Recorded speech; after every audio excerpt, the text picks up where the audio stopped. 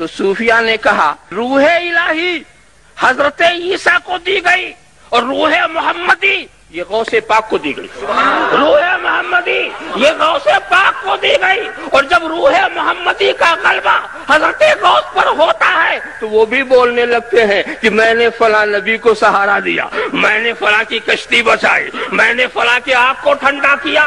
یہ غوث کی بولی نہیں ہے، یہ روح محمدی کی بولی ہے، یہ روح محمدی کی بولی ہے۔ اور روح محمدی اللہم صلی علی سیدنا مولانا محمد کما تحب و ترضی بان تصلی علیہ، یہ روح محمدی کی بولی ہے۔ اور روح محمدی پیدا کب ہوئی؟ یہ نفس الہی پیدا تو دنیا کے پیدا ہونے سے 4 کروڑ برس پہلے،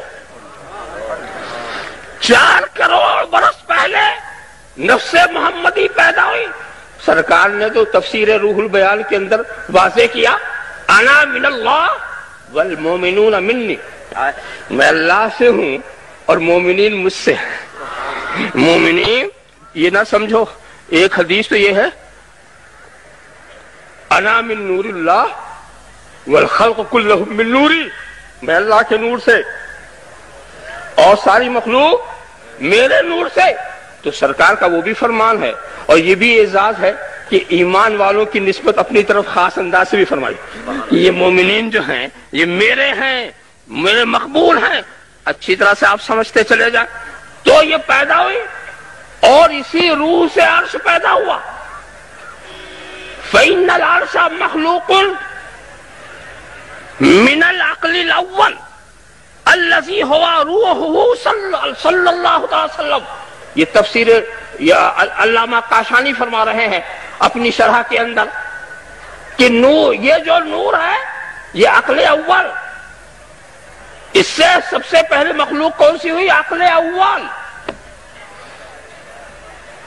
نفس الہی سے سب سے پہلے مخلوق تو عقل اول پیدا کس سے ہوئی؟ روح محمدی سے، روح محمدی سے۔ اب جب اس بات کو آپ نے سمجھ لیا کہ سیدنا غوث پاک کے اندر روح محمدی ہے، اس لیے ہم انہیں روح محمدی کہیں گے، اور حضرت عیسیٰ میں روح الہی ہے، ہم انہیں روح اللہ کہیں گے، ہم انہیں روح اللہ کہیں گے۔ دونوں میں دونوں ارواح، تو ان کا معاملہ ہی کچھ ایسا، بات بھی سمجھ میں آتی ہے۔ یہ روح محمدی جو ہے ڈائریکٹ کیوں؟ اس لیے کہ حضرت سرکار جو ہے ہمارے غوث پاک سارے اولیاء صفات محمدی کے مظہر ہیں، اور غوث پاک ذات محمدی کے مظہر ہیں، غوث پاک ذات محمدی کے مظہر ہیں۔ کلو ولی لہو قدم وانی علی قدم النبی بدر الکمالی، ہر ولی کسی نہ کسی نبی کے روش پر ہے، اور میں بدر کمال کی روش پر ہوں۔ میں بدر کمال یعنی جو میرے نبی نے کیا میں اس پر قدم رکھتا چلا جا رہا ہوں، یعنی اس کی پیروی کر رہا ہوں۔ جو وہ کرتے گئے میں وہی کرتا گیا، جیسا انہوں نے عمل کیا۔ ہاں ایک منزل ایسی تھی جہاں میں نے قدم آگے نہیں بڑھایا، ہمارے نبی کی ایک منزل ایسی تھی جہاں میں نے قدم آگے نہیں بڑھایا، وہ کیا ہے؟ نبوت۔ نبوت کے سوا جتنے صفات سرکار میں ہیں ان کی تجلیاں، ان کا آئینہ ہے جناب غوث پاک، اس کا آئینہ ہے جناب غوث پاک۔ آپ خیال کرتے چلے جائیں۔ اللہم صلی علی سیدنا مولانا محمد وعلی سیدنا مولانا محمد کما تحب و ترضی بان تصلی علیہ۔ اسی لیے میں آپ کو بتاؤں، اس آئینے کی بات یاد آ گئی تو ایک مسئلہ پوچھوں۔ مسئلہ یہ ہے، کسی نے وضو کیا تو وضو ٹوٹتا بھی تو ہے نا،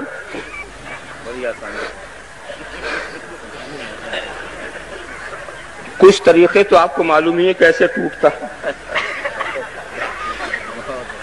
ایک طریقہ اور بھی آپ نے سنا ہوگا، نیند سے بھی ٹوٹتا۔ سو جاؤ تو وضو آئے، سمجھا؟ وہی ٹیک لگا کے سوئیے، کھڑے کھڑے سونے سے کچھ نہیں ہوتا، ٹیک لگا کے سوئیے کہ ٹیک ہٹا دیں تو آپ نیچے نظر آئے، سمجھا؟ تو وضو ٹوٹتا ہے کہ نہیں؟ کوئی ایسا بھی ہے جس کا وضو نہ ٹوٹتا ہو سونے سے بھی؟ کوئی ایسا بھی ہے؟ تو آپ کہیں گے یہ سرکار مدینہ کی شان، اس لیے کہ سرکار کا دل بیدار ہوتا، آنکھ سوتی، دل کبھی غافل نہیں کرتا۔ یہ سونے میں جو وضو ٹوٹنے کی بات صرف اس لیے ہے، کچھ سونا فی نفس ہی وضو توڑنے کا سبب نہیں ہے، یہ کوئی حد سے نہیں ہے سونا، بلکہ سونے میں آپ کے جوڑ سب ڈھیلے ہو جاتے ہیں، بے خبری ہوتی ہے۔ ایسے وقت میں کبھی ایسا ہو سکتا ہے کہ ریا خارج ہو، آپ کو پتہ بھی نہ چلے، تو امکان پیدا ہوتا ہے، اس لیے حکم لگا دیا جب سو گئے تو اٹھو تو وضو کرو۔ مگر کوئی ایسا بیدار ہو جس کی آنکھیں تو سو رہی ہوں، دل بیدار ہو، دل بیدار ہو، تو اب اس کا سونا اس کا وضو نہیں توڑتا۔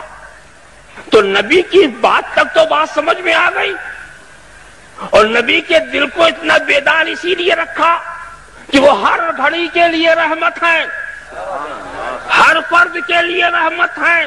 اگر رحمت ہی سو جائے تو مہربانی کیا کرے گی؟ اگر رحمت ہی سو جائے تو مہربانی کیا کرے گی؟ معلوم ہوا کہ جو نبی سارے عالم کے لیے رحمت ہے، اس کا دل کبھی غافل نہیں ہو سکتا۔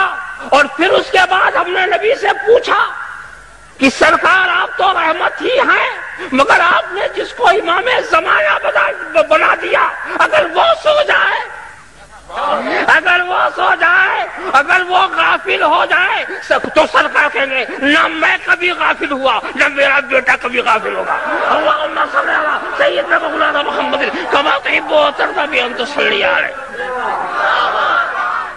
سبحان اللہ، سبحان اللہ۔ تو میں پورے اطمینان کے ساتھ پوری ذمہ داری سے کہتا ہوں کہ سیدنا غوث پاک یہ وہ ہیں جن کی آنکھیں سوتی ہیں، دل غافل نہیں ہوتا، دل غافل نہیں ہوتا۔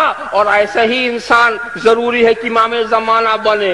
اگر وہ کبھی غافل ہو گئے تو ہمارا ٹھکانہ کیا ہوگا؟ ہمارا ٹھکانہ کیا ہوگا؟ ایسے ہی ہو جو سو بھی رہا ہو تو غافل نہ ہو، سو بھی رہا ہو تو غافل نہ ہو۔